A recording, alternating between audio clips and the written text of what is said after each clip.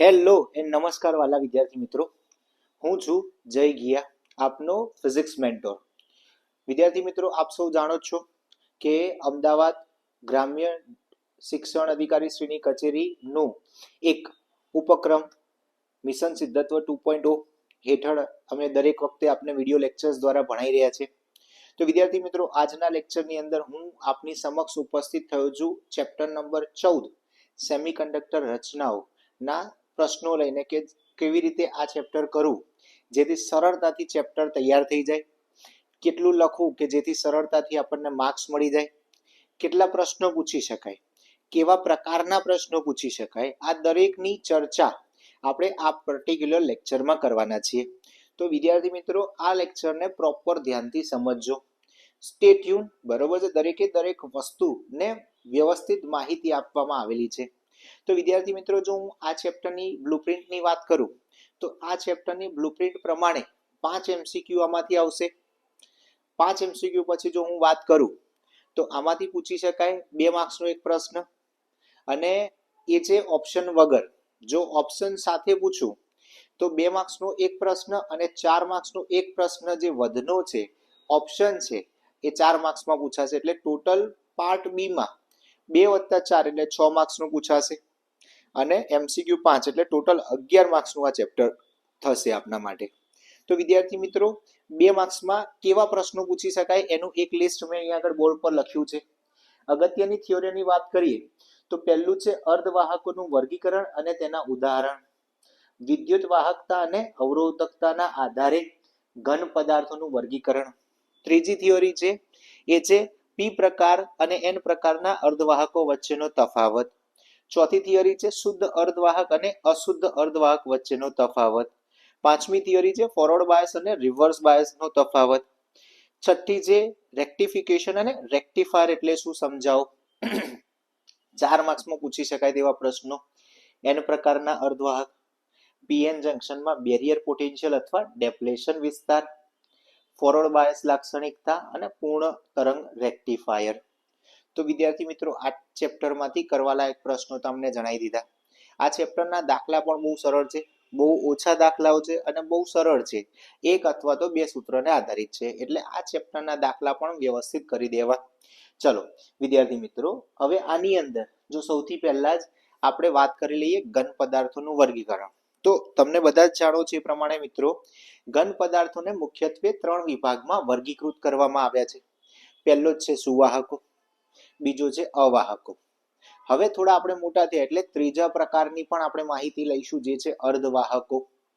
હવે જો હું સુવાહકોની વાત કરું તો વિદ્યાર્થી મિત્રો, જે સુવાહકો છે, સુવાહકો કોને કહેવાય તો કે જેમાંથી વિદ્યુત અને તાપમાનનું સરળતાથી વહન થઈ શકે તેવા તત્વોને સુવાહક તત્વો કહેવામાં આવે છે. આવું થવાનું કારણ તેમાં રહેલા મુક્ત ઇલેક્ટ્રોન છે. સુવાહક તત્વોની વાહકતા વધુ હોય અને અવરોધકતા ઓછી હોય.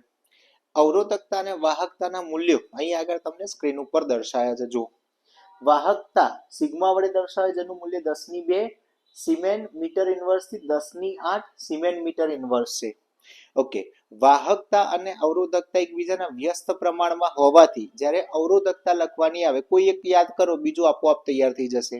જો સિગ્મામાં +2 છે તો રોમાં -2 એટલે અવરોધકતા -2 થી -8 સુધી હશે. ઓમ ઇન્ટુ મીટર એનો એકમ છે.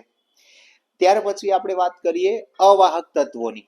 તો અવાહક તત્વો કોને કહેવાય વિદ્યાર્થી મિત્રો તો કે જે તત્વોમાંથી વિદ્યુત પ્રવાહ કે તાપમાન અથવા તો ઉષ્માનું પ્રસરણ થઈ શકતું ન હોય તેવા તત્વોને અવાહક તત્વો કહેવાય. તેમાં મુક્ત ઇલેક્ટ્રોન આવેલા હોતા નથી. તેની અવરોધકતા સૌથી વધુ હોય અને વાહકતા સૌથી ઓછી હોય.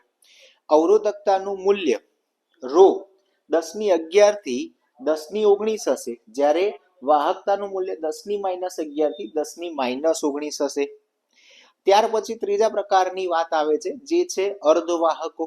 તો વિદ્યાર્થી મિત્રો, જો હું અર્ધવાહકોની વાત કરતો હોઉં તો અર્ધવાહકો જે છે એની વાહકતા એ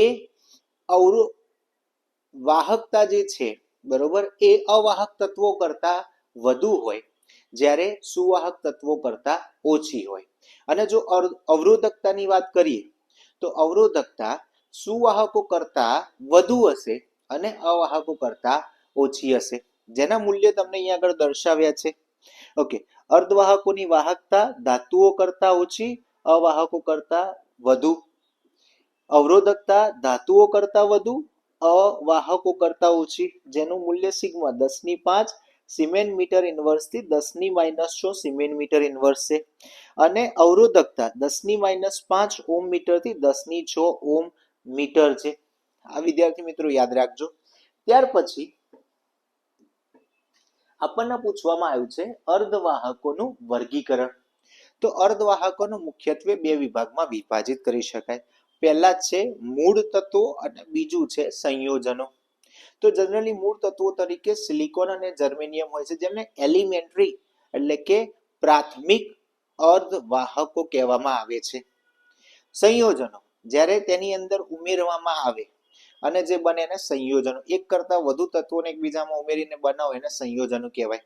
તો સંયોજનના પ્રકાર અકાર્બનિક, કાર્બનિક. કાર્બનિકના પાછા બે, કાર્બનિક અને કાર્બનિક પોલિમર. તો જો હું અર્ધવાહકોની વાત કરતો હોઉં અને એની અંદર બરોબર આપણે ઇનઓર્ગેનિકની વાત કરતા એટલે કે અકાર્બનિક તત્વોની વાત કરતા હોય તો એના ઉદાહરણો ગેલિયમ આર્સેનાઇડ એટલે કે GaAs, કેડમિયમ સલ્ફાઇડ એટલે કે CdS, કેડમિયમ સેલેનાઇડ એટલે કે CdSe આવા થશે. જો હું વાત કરું કાર્બનિક એટલે કે ઓર્ગેનિક્સની તો એની અંદર એન્થ્રેસીન આવે અથવા તો એન્થ્રાસીન કહેવાય અને અશુદ્ધિ ઉમેરેલો થેલોસાયનાઇન્સ આવે. કાર્બનિક પોલિમરની વાત કરું તો પોલીપાયરોલ અને પોલીએનિલિન એ તેના ઉદાહરણો છે. ચાલો ત્યાર પછી વિદ્યાર્થી મિત્રો આપણે વાત કરશું 2 માર્ક્સના બીજા પ્રશ્નો, જેમાં સૌથી પહેલો છે તફાવત આપો પી પ્રકારના અર્ધવાહક, એન પ્રકારના અર્ધવાહક. ચાલો ધ્યાન આપો. તો હંમેશા યાદ રાખો વિદ્યાર્થી મિત્રો, જ્યારે પણ તમે પી પ્રકાર કે અર્ધ પ્રકારની એન પ્રકારની વાત કરો તો જે પી પ્રકાર અથવા તો એન પ્રકારના અર્ધવાહકો છે એ અશુદ્ધ અર્ધવાહકો છે. કેમ? તો કે ભાઈ શુદ્ધ અર્ધવાહકોમાં અશુદ્ધિ ઉમેરવાથી તમને મળવાના છે, એટલે કે ડોપિંગ પ્રક્રિયા દ્વારા મળવાના છે. આથી એમને અશુદ્ધ અર્ધવાહકો કહેવાય. પી પ્રકારના અર્ધવાહકો કેવી રીતે મેળવી શકાય? તો ભાઈ પી પ્રકારના અર્ધવાહકો મેળવવા માટે તમારે શુદ્ધ અર્ધવાહકોમાં ટ્રાયવેલેન્ટ અશુદ્ધિ ઉમેરવાની થાય. ટ્રાયવેલેન્ટ અશુદ્ધિઓ એટલે એલ્યુમિનિયમ જે છે એ ટ્રાયવેલેન્ટ અશુદ્ધિનું એક ઉદાહરણ છે. તો ટ્રાયવેલેન્ટ અશુદ્ધિ ઉમેરવાથી તમને પી પ્રકારના અર્ધવાહક મળે. તેની અંદર મેજોરિટી ચાર્જ કેરિયર તરીકે હોલ્સ આવેલા હોય, માઇનોરિટી ચાર્જ કેરિયર્સ તરીકે ઇલેક્ટ્રોન્સ આવેલા હોય છે. એટલે કે હોલ્સની સંખ્યા NH નું મૂલ્ય ઇલેક્ટ્રોનની સંખ્યા Ne કરતા વધુ હશે. જો હું N પ્રકારના અર્ધવાહકોની વાત કરું તો N પ્રકારના અર્ધવાહકો બનાવવા માટે મારે શુદ્ધ સિલિકોન અથવા તો જર્મેનિયમની અંદર પેન્ટાવેલેન્ટ અશુદ્ધિ જે કે 5મા સમૂહમાં જોવા મળે. આર્સેનિક એ એનું ઉદાહરણ છે, ઉમેરવી પડે. આર્સેનિક ઉમેરવાથી આપણી પાસે ઇલેક્ટ્રોન્સની સંખ્યા વધી જાય છે, એટલે કે ઇલેક્ટ્રોન્સ વધારે હોવાથી નેગેટિવ એટલે કે N પ્રકારના અર્ધવાહકો રચાય છે. તો ભાઈ અહીંયા આગળ ઇલેક્ટ્રોન્સની સંખ્યા વધુ હોવાથી ઇલેક્ટ્રોન્સને મેજોરિટી ચાર્જ કેરિયર અને હોલ્સને માઇનોરિટી ચાર્જ કેરિયર કહેવામાં આવે છે. એટલે કે Ne is greater than NH છે. ઓકે, N પ્રકારના અર્ધવાહકોમાં વિદ્યુતનું વહન થવા માટે જવાબદાર પરિબળ છે ઇલેક્ટ્રોનની ગતિ, જ્યારે H પ્રકાર એટલે કે P પ્રકારના અર્ધવાહકમાં વિદ્યુતનું વહન થવા માટે જવાબદાર ઘટક છે હોલ્સ. તો આ P અને N પ્રકારના અર્ધવાહકો વચ્ચેનો તફાવત થઈ ગયો. ચલો વિદ્યાર્થી મિત્રો, ત્યાર પછી જો આપણે વાત કરીએ તો ત્યાર પછીની થિયરી આપણને આપેલી છે શુદ્ધ અર્ધવાહકો ને અશુદ્ધ અર્ધવાહકો વચ્ચેનો તફાવત સમજાવો. તો શુદ્ધ અર્ધવાહકો કોને કહેવાય? તો કે સિલિકોન અને જર્મેનિયમ એ શુદ્ધ અર્ધવાહકો છે, જેમની વેલેન્સી છે 4. હવે તમે બધા જાણો છે કે શુદ્ધ અર્ધવાહકોમાં અશુદ્ધિ ઉમેરવાની પ્રક્રિયાને ડોપિંગ પ્રક્રિયા કહેવામાં આવે છે. અશુદ્ધિ કેવી રીતે ઉમેરવી? તો કે અશુદ્ધિ એવી રીતે ઉમેરવી કે જેથી તમારા યજમાન આયનો દૂર થાય પણ ક્રિસ્ટલ એટલે કે સ્ફટિકની રચના ના બગડે. તો એનો એવો અર્થ થયો કે ભાઈ જેટલું યજમાનની સાઈઝ હશે એટલી જ સાઈઝના આપણે અશુદ્ધિ ઉમેરવી પડશે. યજમાન સિલિકોન 4 વેલેન્સી છે, એટલે એનો મતલબ ત્રીજા કે પાંચમા સમૂહમાં આવેલા જો તત્વો ઉમેરવામાં આવે તો એના લીધે તમને મળતી જે નવું તત્વ છે એ અશુદ્ધ અર્ધવાહક બનશે. તો અશુદ્ધ અર્ધવાહકની જ્યારે આપણે વાત કરતા હોઈએ તો ડોપિંગ પ્રક્રિયા દ્વારા મેળવવામાં આવે છે. અશુદ્ધિ તરીકે સમૂહ 3 કે સમૂહ 5 ના તત્વો ઉમેરવામાં આવે છે. અચ્છા, શુદ્ધ અર્ધવાહકોની વાહકતા ઓછી હોય છે, જ્યારે અશુદ્ધ અર્ધવાહકોની વાહકતા ઊંચી હોય છે. મુક્ત ઇલેક્ટ્રોન અને હોલની સંખ્યા સમાન હોય છે. પેન્ટાવેલેન્ટના લીધે એનમાં એટલે કે એન પ્રકારના અશુદ્ધ એટલે કે સેમિકન્ડક્ટરમાં ઇલેક્ટ્રોનની સંખ્યા વધુ હોય. ટ્રાયવેલેન્ટના લીધે પીમાં હોલ્સની સંખ્યા વધુ હોય. અચ્છા, શુદ્ધ અર્ધવાહકોમાં વાહકતાનો આધાર તાપમાન પર હોય, જ્યારે અશુદ્ધ અર્ધવાહકોમાં તાપમાનની સાથે સાથે કેટલા પ્રમાણમાં ડોપિંગ કરવામાં આવ્યું છે તેના ઉપર પણ આધાર રાખવામાં આવે છે. ચલો વિદ્યાર્થી મિત્રો, ત્યાર પછીનો પ્રશ્ન આપણે ફોરવર્ડ બાયસ અને રિવર્સ બાયસ લઈએ. તો ફોરવર્ડ બાયસ અને રિવર્સ બાયસને બહુ ઇઝીલી યાદ રાખી શકાય એવું છે.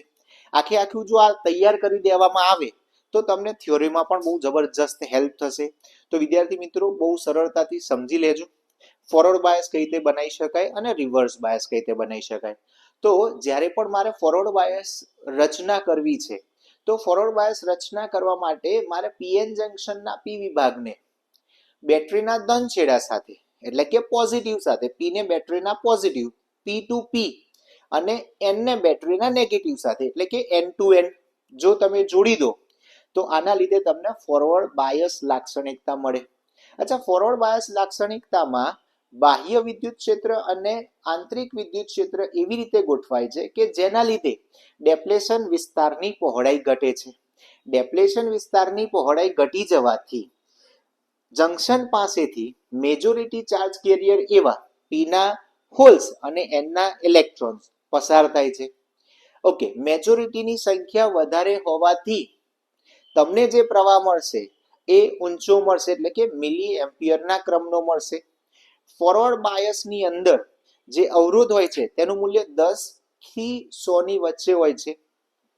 ત્યાર પછી જો આપણે વાત કરીએ રિવર્સ બાયસ, તો રિવર્સ બાયસ બનાવવા માટે થઈ અને આપણે પીએન જંક્શનના પી વિભાગને બેટરીના ઋણ છેડા સાથે એટલે કે એન સાથે અને એન વિભાગને બેટરીના ધન છેડા સાથે એટલે કે પી સાથે જોડવામાં આવે છે.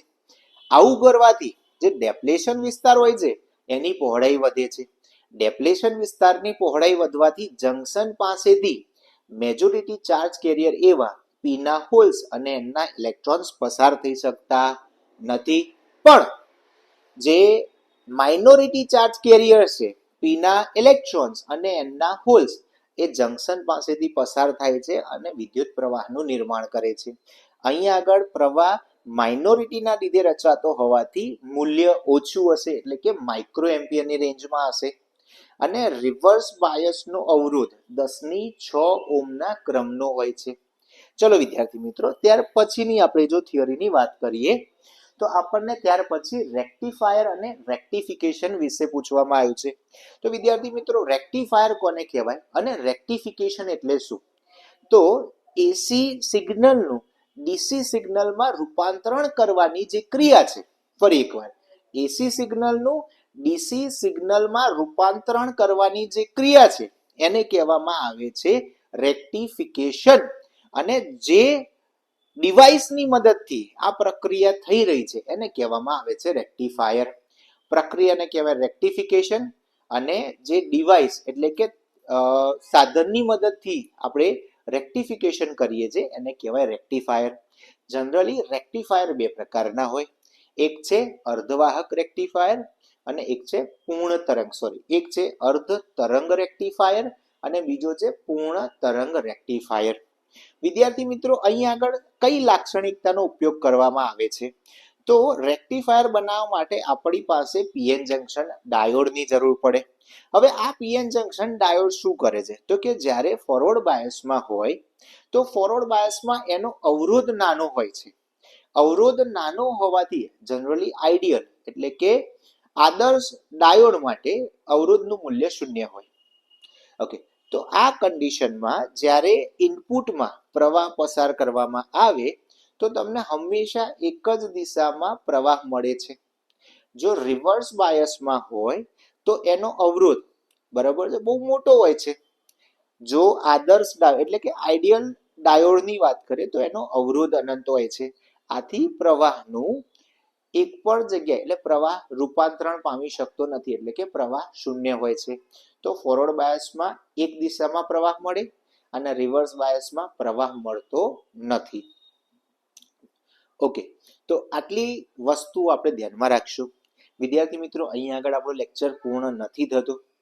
ઓકે, આના પછી આપ સૌ જાણો છો એ પ્રમાણે ગીતાજીનો એક શ્લોક તમને બતાવવામાં આવશે, જેને તમે ધ્યાનમાં લો, મનમાં કંઠસ્થ કરો અને પોતાના કોન્ફિડન્સને બિલ્ડઅપ કરો. વિદ્યાર્થી મિત્રો, છેલ્લી ઘડીઓ છે, ક્યાંય પણ જગ્યાએ કોન્ફિડન્સ ડાઉન કરવાની જરૂર નથી.